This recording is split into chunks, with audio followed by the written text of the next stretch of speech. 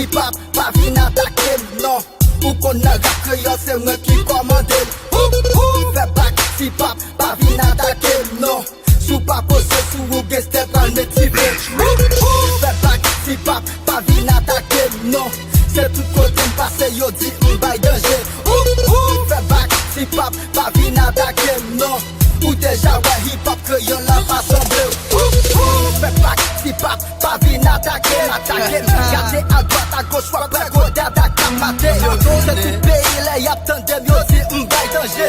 Modern flow, massage flow, you know them. De pou fè pase ou kap show.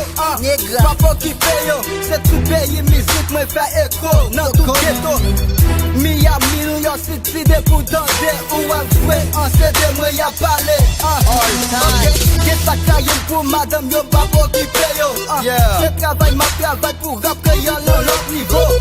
Kwa de fok yo pa vle wè map toujou fè chou wap all time. Nan rap rap son milyonè nan pense. Si peyi te organize lè kon sa mpe getan pase. Mpa getan pou mrepon ken krabye. Fè evakye nega nan tout zile yo. Medan yo ap kajan pou mwen. Kojon preponye nan chak yo mwen. Yo fè yo ti ponye. Ou met mate ak mil ban yo pap ka fin kote flom genye. Yo repanye kim grap yay nan grim nan. Se tout fè rap kreol la sal. Mwen men mwen vin fè sal. Fè bak si pap, pa vin atake non. Ou kon nan rap kreol se mwen ki komande. Fè bak si pap, pa vin atake non. Sou pa pose sou ou gen step al metive. Fè bak si pap, pa vin atake non. Se tout kote m'passe yo di m'bay danje. Fè bak si pap, pa vin atake non. Ou deja wè hip hop kreol la pa semble. Tout paye si douce carré. Pendant ce temps où son chichi, Ou ti wak tan kou des années. Pendant ce temps où son poussé, Ou ti ou pas grimel. Pendant ce temps son belle femelle. M'déranje yo, de konak ki pat pase an nou sifone yo.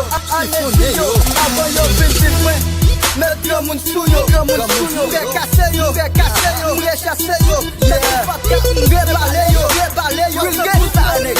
300% lyrique, 0% critique. Dek mwen pike te kopik, devan mou pat ka febri. Ka pousse rap komik, chanje kounia.